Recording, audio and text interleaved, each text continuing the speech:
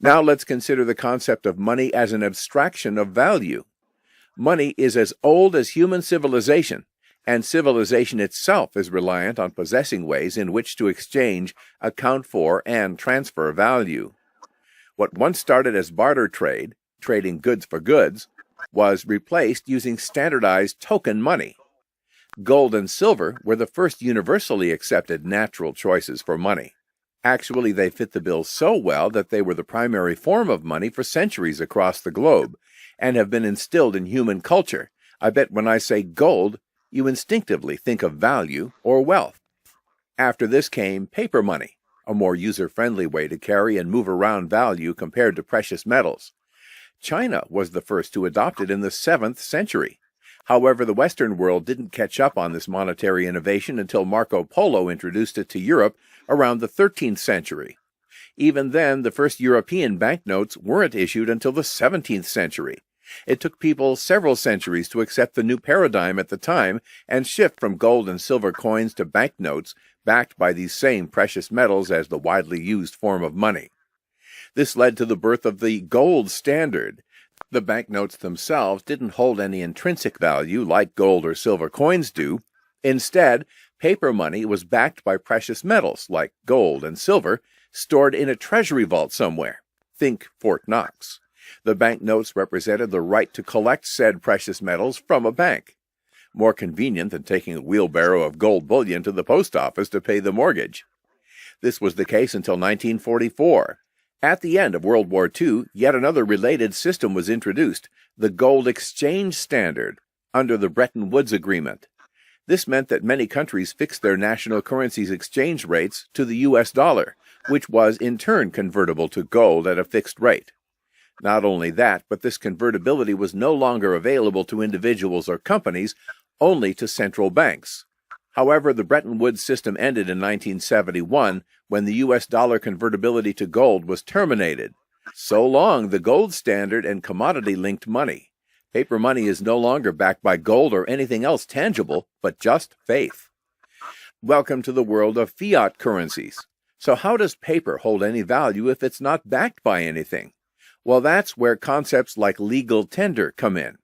The fiat system, which we still use today, has governments assign value to a currency, declaring it a legal tender. This means a government decides whether a medium of payment will be recognized for financial transactions, trade settlement, or commerce in a country or jurisdiction. Some fiat currencies, like the U.S. dollar and the euro, are recognized internationally and used for global trade because they are backed by some of the most credible governments and largest economies in the world. To sum up, a fiat currency has value because a government uses its power to enforce this value, or because exchanging parties agree to its value. Some may even describe this as a collective illusion.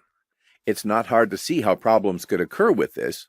Let's see some examples when the fiat currency system backfired under the control of irresponsible or corrupt governments prone to economic and political mismanagement. At the time of the independence of Zimbabwe from British colonial rule in 1980, the Zimbabwean dollar was worth about 1.25 US dollars. Soon after, inflation started creeping up and got completely out of control when President Robert Mugabe began confiscating land from the white farming community in 1998, resulting in a near-total collapse in food production and the decline of foreign investment. In order to help pay the government's expenditures, the Reserve Bank of Zimbabwe started printing more and more banknotes with higher and higher face values. As a result, the annual inflation rate rose from 32% in 1998 to 231 million% in July of 2008, when official statistics stopped being reported.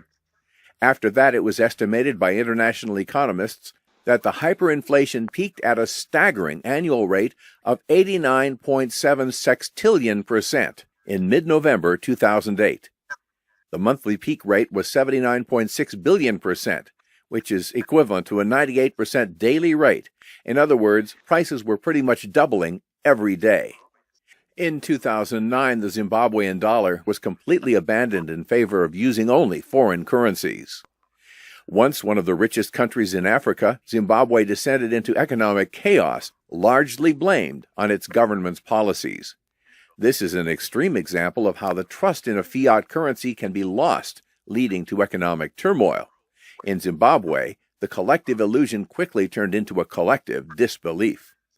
This is not an isolated example of a currency crisis, though. There are many countries around the world where local currencies hold hardly any value, and people prefer keeping their savings in the so-called hard foreign currencies or other alternatives like gold and, most recently, Bitcoin. Currently, Venezuela is undergoing a period of raging inflation of its own. In January 2018, inflation was 84% for the month, implying an annualized rate of 150,000%, meaning prices would double every 35 days. Now, the Venezuelan government has come up with an innovative proposed solution for a stable currency, the Petro, a government-issued cryptocurrency running on blockchain and backed by the country's oil reserves. The Petro is intended to be a legal tender in Venezuela, which becomes the first country in the world to issue a sovereign cryptocurrency. It remains to be seen how successful or not this experiment will be.